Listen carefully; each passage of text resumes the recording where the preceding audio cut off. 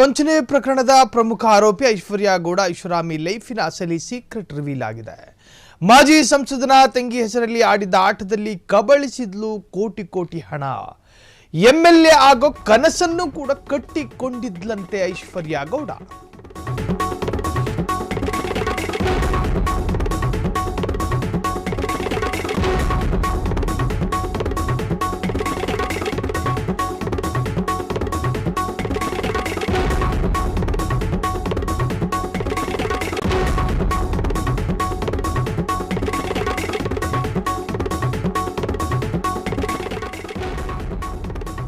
ಇದು ರಾಜರಾಜೇಶ್ವರಿ ನಗರದಲ್ಲಿ ಸಾಕಷ್ಟು ಜನರಿಗೆ ವಂಚನೆ ಮಾಡಿದ್ದಾರೆ ಎನ್ನುವಂತಹ ಆರೋಪಕ್ಕೆ ಸಂಬಂಧಪಟ್ಟ ಹಾಗೆ ಮಂಡ್ಯದಿಂದ ಬೆಂಗಳೂರಿಗೆ ಬಂದು ರಾಜರಾಜೇಶ್ವರಿ ನಗರದಲ್ಲಿ ಮನೆ ಮಾಡಿಕೊಂಡು ಬಾಡಿಗೆಗೆ ಐಷಾರಾಮಿ ಕಾರುಗಳನ್ನು ಇಟ್ಕೊಂಡು ಕಂಡ ಜ್ಯುವೆಲ್ಲರಿ ಶಾಪಿಗೆ ಹೋಗಿ ಮಾಜಿ ಸಂಸದನ ಹೆಸರೇಳಿಕೊಂಡು ಅವರ ಪ್ರಭಾವವನ್ನು ಬಳಸಿಕೊಂಡು ಸಿಕ್ಕಿದ್ರೆ ಕೆಜಿ ಗಟ್ಟಲೆ ಚಿನ್ನ, ಸಿಗದೇ ಇದ್ರೆ ಗ್ರಾಮ್ ಗಟ್ಟಲೆ ಚಿನ್ನ ಆದರೂ ಅಲ್ಲಿಂದ ತೇಪ್ಕೊಂಡು ಜನರಿಗೆ ಮಂಕು ಬೂದಿ ಹಚ್ಚುತ್ತಿದ್ದಂತಹ ಐಶ್ವರ್ಯ ಗೌಡಾಳ ಅಸಲಿ ಕಹಾನಿಯನ್ನ ಭೇದಿಸಿದ ಪೊಲೀಸರಿಗೆ ಕೆದಕಿದಷ್ಟು ಬೆಚ್ಚಿ ಬೀಳಿಸುವ ಅಂಶಗಳು ಬಯಲಾಗಿದೆ.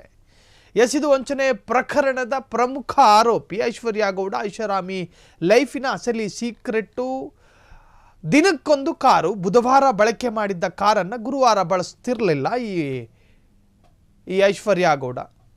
ಒಂದೊಂದು ಕಾರಲ್ಲೂ ಕೂಡ ಡಿಫ್ರೆಂಟು ರೀತಿಯ ಕಲರ್ಫುಲ್ ಕಾರುಗಳನ್ನು ಬಳಸ್ತಾ ಇದ್ರು.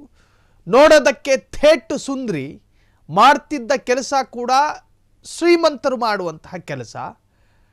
ಹೈದರಾಬಾದಿಗೆ ಹೋಗಬೇಕು ಅಂತ ಹೇಳಿ ಜೆಟ್ ಬುಕ್ ಮಾಡ್ತಾ ಇದ್ದಂತಹ ಐಶ್ವರ್ಯ ಗೌಡ ಮಾಜಿ ಸಂಸದನ ಹೆಸರು ಹೇಳಿಕೊಂಡು ಆಡಿದ್ದ ಆಟದಲ್ಲಿ ಕೋಟಿ ಕೋಟಿ ಕಬಳಿಸ್ತಾ ಇದ್ದಂತಹ ಐಶ್ವರ್ಯ ಎಂಎಲ್ಎ ಆಗಬೇಕು ಅಂತ ಕನಸನ್ನು ಕಟ್ಕೊಂಡಿದ್ಲಂತೆ ಐಶ್ವರ್ಯ ಗೌಡ. ಇನ್ನು ಪೊಲೀಸರು ತನಿಖೆ ಮಾಡಿದಂತಹ ಸಂದರ್ಭದಲ್ಲಿ ಐಶ್ವರ್ಯ ಗೌಡಾಳ ಹೆಸರಲ್ಲಿ ಸ್ವಂತ ಮನೆಯೇ ಇರಲಿಲ್ಲ ಎನ್ನುವಂಥ ಅಂಶವೂ ಕೂಡ ಬಯಲಾಗಿದೆ. ಆದರೆ ದಿನಕ್ಕೊಂದು ದುಬಾರಿ ಕಾರು, ಮೈತುಂಬ ಒಡವೆ ಹಾಕೊಳ್ತಾ ಇದ್ಲು ಈ ಮೂಗುತ್ತಿ ಸುಂದರಿ. ಎಂಎಲ್ಎ ಆಗಬೇಕೆಂದು ಕೋಟಿ ಸಂಪಾದನೆಯ ಹಾದಿ ಹಿಡಿದ್ಲ ಹಾಗಾದರೆ ಐಶ್ವರ್ಯ ಎನ್ನುವಂಥದ್ದು ತನಿಖೆಯಲ್ಲಿ ಬಯಲಾಗ್ತಾ ಇರುವಂತಹದ್ದು.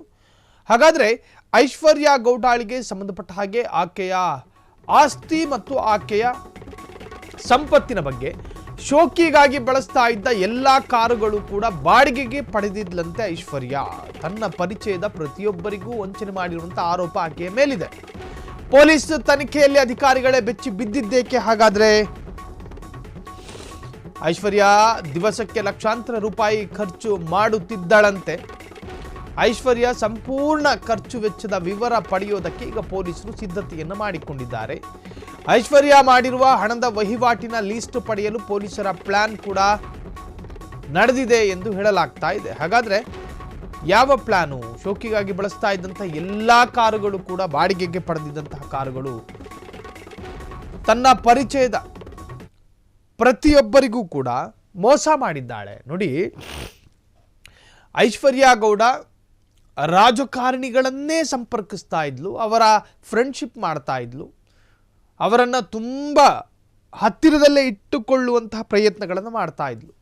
ತನ್ನ ಸಂಪರ್ಕ ಜಾಲ ದೊಡ್ಡದಿತ್ತು. ದೊಡ್ಡ ದೊಡ್ಡ ರಾಜಕಾರಣಿಗಳ ಸಂಪರ್ಕವೂ ಕೂಡ ಆಕೆಗಿತ್ತು. ಅದು ಪಕ್ಷಾತೀತವಾಗಿ ಬಿಜೆಪಿಗರು ಇದ್ದರು, ಕಾಂಗ್ರೆಸ್ಸಿಗರು ಇದ್ದರು, JDSನವರು ಇದ್ದರು. ಎಲ್ಲರ ಸಂಬಂಧವನ್ನು ಯಾಕೆ ಬೆಳೆಸ್ತಾ ಇದ್ಲು ಅಂದರೆ ಆಕೆಗೂ ಕೂಡ ಎಂಎಲ್ಎ ಆಗಬೇಕು, ನಾನು ಕೂಡ ರಾಜಕಾರಣಿ ಆಗಬೇಕು ಎನ್ನುವಂಥ ಆಸೆ ಇತ್ತಂತೆ. ಹಾಗಾಗಿ ರಾಜಕಾರಣಿಗಳಿಗೂ ಕೂಡ ಲಕ್ಷಾಂತರ ರೂಪಾಯಿ ಸಾಲವನ್ನು ಕೂಡ ಕೊಟ್ಟಿದ್ದಾಳೆ ಎನ್ನುವಂಥ ಆರೋಪವೂ ಕೂಡ ಆಕೆಯ ಮೇಲಿದೆ. ರಾಜಕಾರಣಿಗಳಿಗೆ ಹಣವನ್ನು ಕೊಟ್ಟು ಚೆನ್ನಾಗಿ ಇಟ್ಕೊಂಡ್ರೆ ನಾಳೆ ದಿನ ರಾಜಕೀಯವಾಗಿ ಬೆಳೆಯೋದಕ್ಕೆ ಸುಲಭ ಆಗುತ್ತೆ.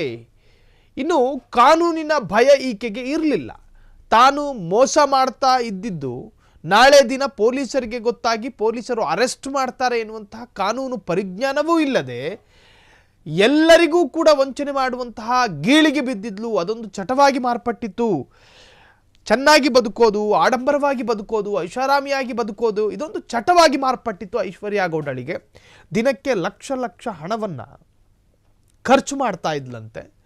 ಈಕೆ ಐಷಾರಾಮಿಯಾಗಿ ಬದುಕಬೇಕು ಎನ್ನುವಂತಹ ಇರಾದೆಯಲ್ಲೇ ಸಾಕಷ್ಟು ಜನರಿಗೆ ವಂಚನೆ ಮಾಡಿದ್ದಾಳೆ ಎನ್ನುವಂಥದ್ದು ಈಗ ತನಿಖೆಯಿಂದ ಹೊರಬಂದಿರತಕ್ಕಂಥ ವಿಚಾರ.